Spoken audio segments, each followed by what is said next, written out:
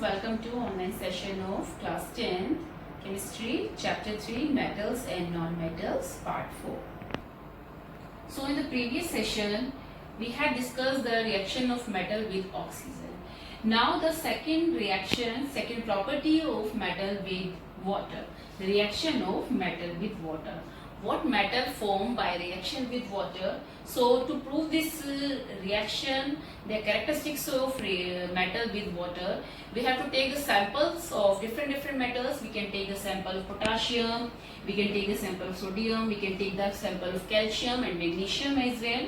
So what we will do in this activity, we will take water in beaker and put metal one by one in the beaker to check the reactivity of metal with water, because some metals react with cold water, some react with hot water, or some even will not react with hot water, they will react with steam.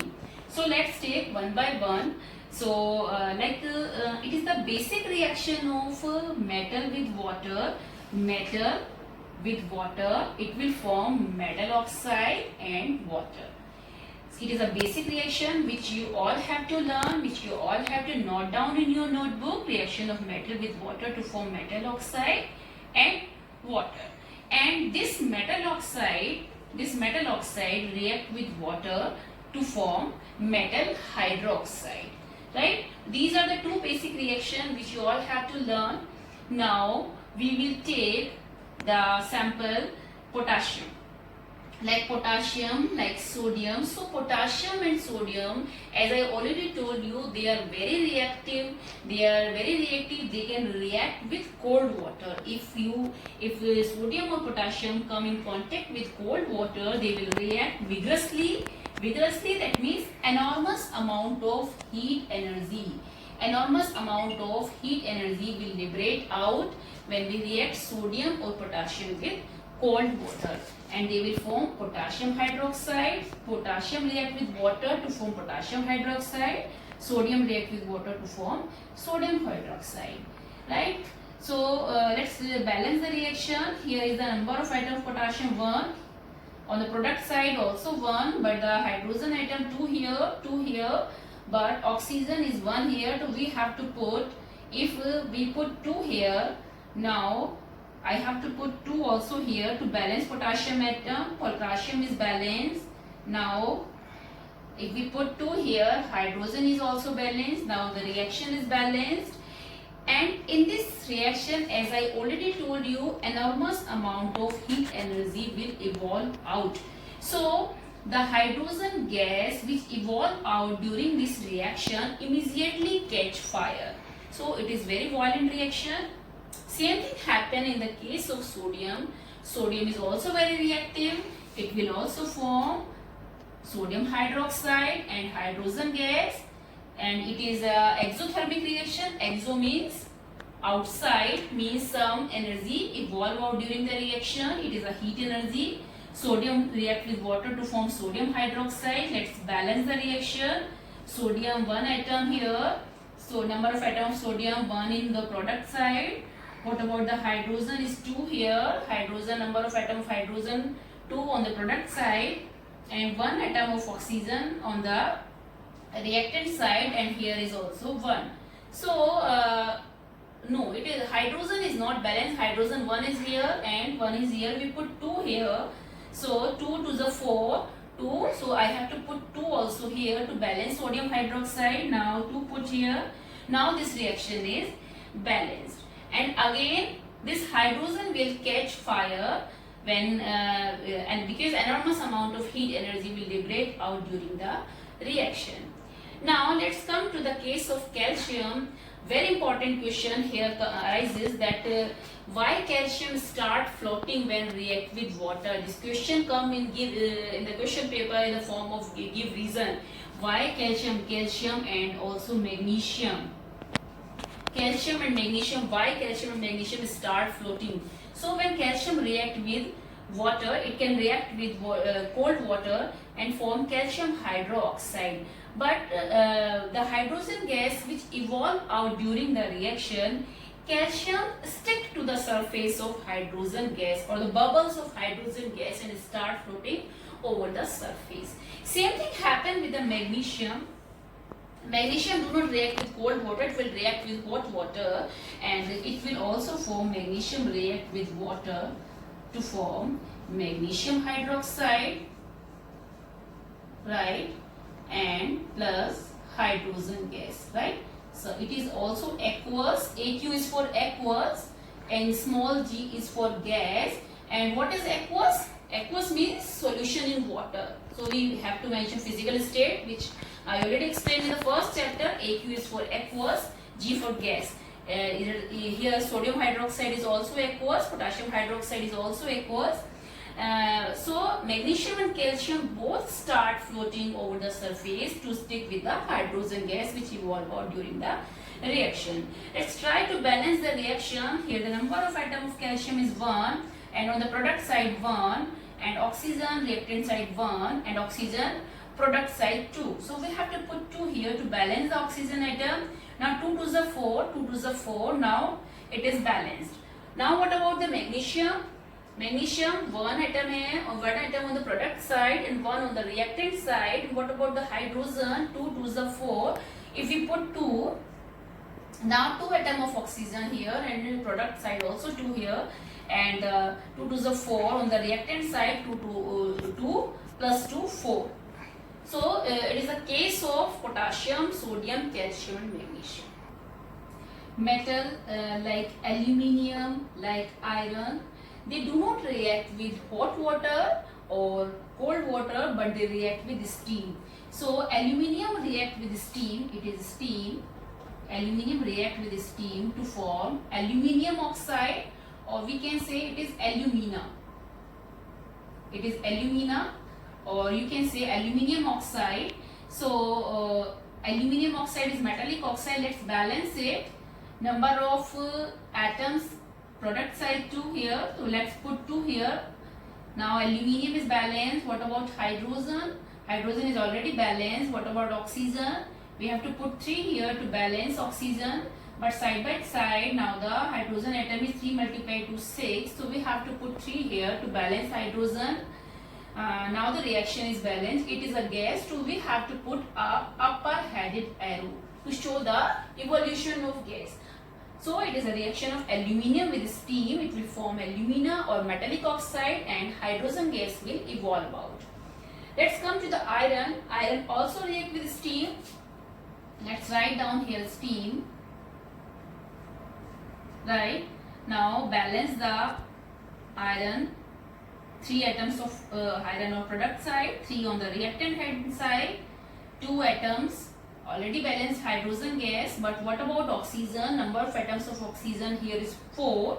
So we have to put 4 here to balance the oxygen.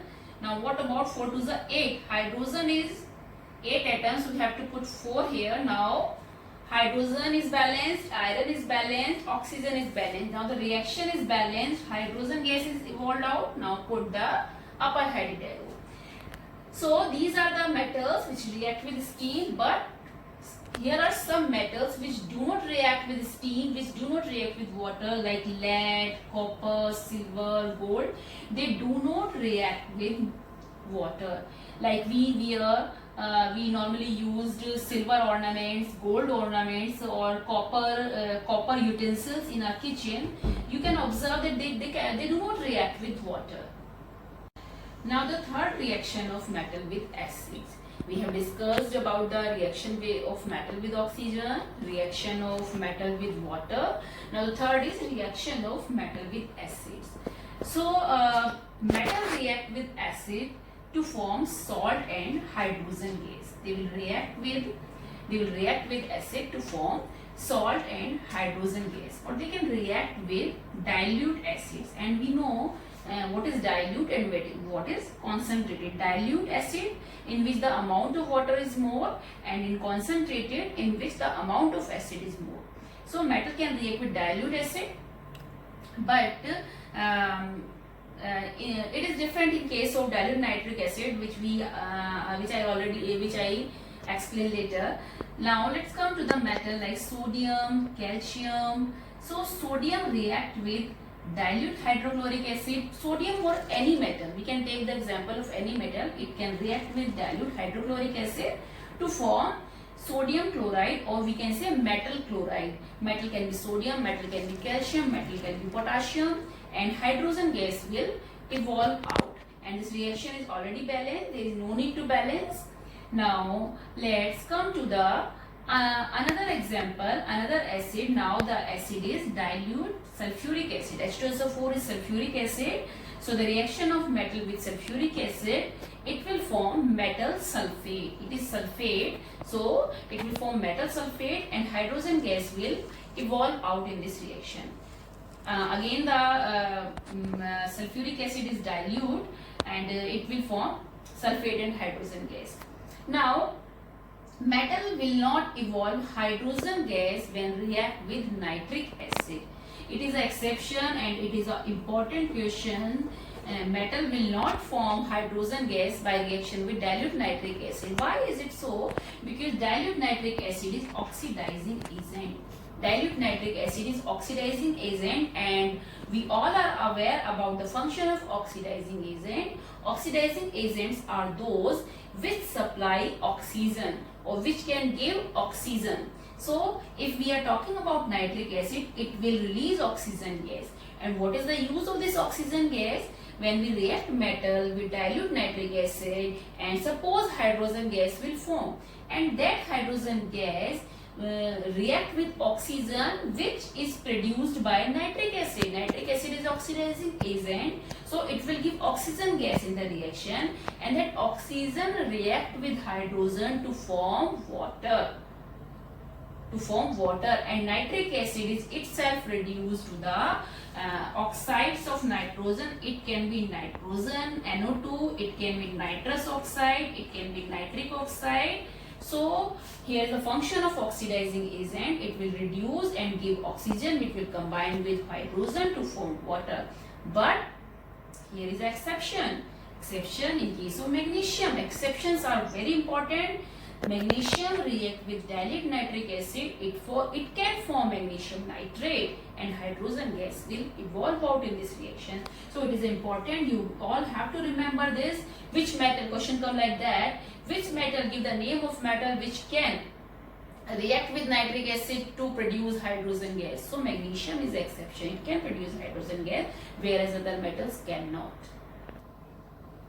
So it is the reactivity on the basis of reaction of metal with acid. Sodium is more reactive.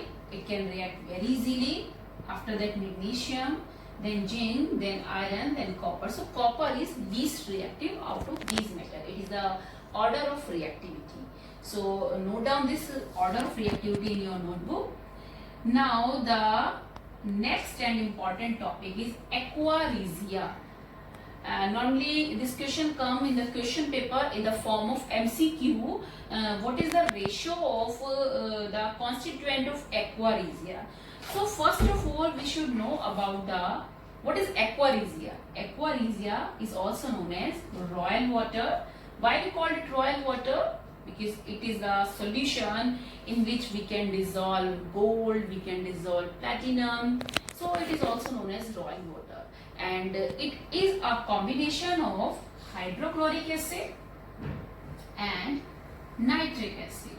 So what is hydrochloric acid? And in this solution, hydrochloric acid present in the ratio of 3 part hydrochloric acid and 1 part nitric acid, and it is the combination of these two acids. So what is the use of aqua regia? As I already told you, gold will not react with acid, platinum will not react with acid, and gold, platinum, silver, they will not react with water, but they can react with this aqua regia. So Goldsmith uses this solution to dissolve the gold.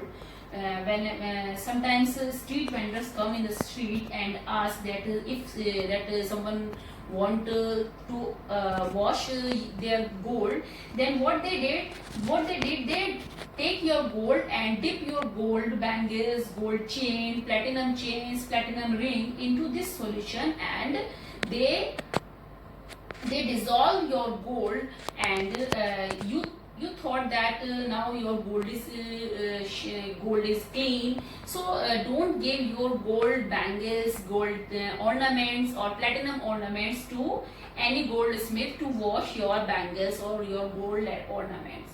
So because they cheat you, they dissolve your gold and said to you that now your gold is clean. So it is the solution. Now you all are aware that it is a solution in which we can dissolve the gold, platinum and silver as well. So thanks everyone.